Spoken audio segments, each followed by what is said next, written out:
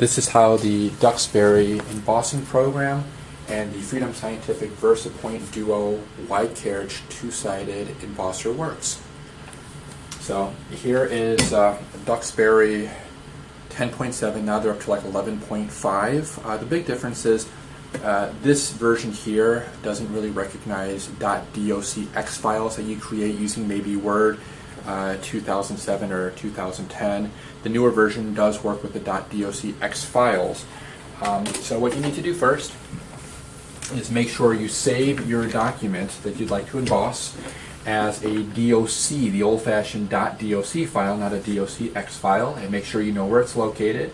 And then just open up your Duxbury window. So here's the icon for it. Entering energy, start low power mode.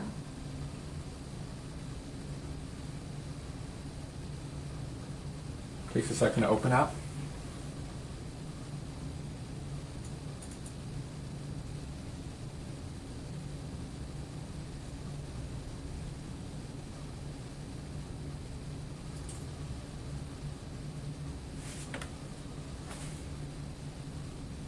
This is an older computer, so hopefully it opens up a lot faster on your computer. So then you want to go to Global, and you want to make sure you're working with the correct embosser. So you go to Global and then Embosser Setup.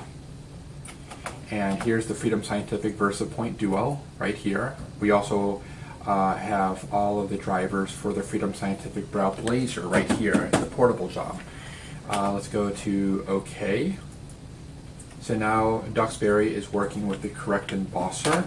Now let's go to File and Open to open up the document that we'd like to emboss.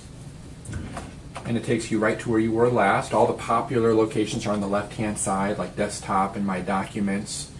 Inside My Documents is a folder that I called Cabby Miscellaneous, and the document I want to focus on is right in there. Okay, my favorite iOS apps. So if you double click on it, you'll get this import file window, this pop-up. If you click OK, I'm told that it's basically a .docx. That's what you get when it's not saved the correct way. So let's go back to File and let's go to Open. Okay, the first one should be a .doc file. If it's saved as a .doc, you should actually see the untranslated Word document within Duxbury. Now what you need to do is go to File, and you need to translate it into Braille. And as you can see, Duxbury translates it real quickly. There might be some errors, so it could be beneficial to go through this and make edits that you need to make if you know Braille really well. Now we need to set up the Freedom Scientific VersaPoint Duo. The rocker switch is in the back, right back here. There's a little power rocker switch. It's already turned on. This big knob here allows you to adjust how big the Braille punch is. The higher the number, the bigger the Braille punch. I keep it at 2, otherwise it punches right through the paper, I find. 2 is the perfect setting for the Braille. These buttons here, the first one allows you to move the page forward little by little by little. The second button allows you to go to your next page, and the third button allows you to adjust the paper so you're at the top of the page automatically. This button on the left, I never work with that first button. The second one allows you to do two-sided embossing, or if you flip the rocker switch, one-sided. So two-sided to the left, one-sided to the right. And then the button below that takes it offline. The printer is offline. Once it's offline, you can start making your adjustments. I'm going to press this last button so that the paper is perfectly adjusted. Finding the top of form. Now setting the top of form offset.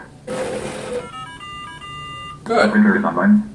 And these buttons here allow you to, configure. You can make lots of little adjustments here. So now let's see if we can emboss it. All you need to do is grab your mouse and click on File, and then click on Emboss. Or hold on Control E, does the same thing. E for emboss, and let's see what happens.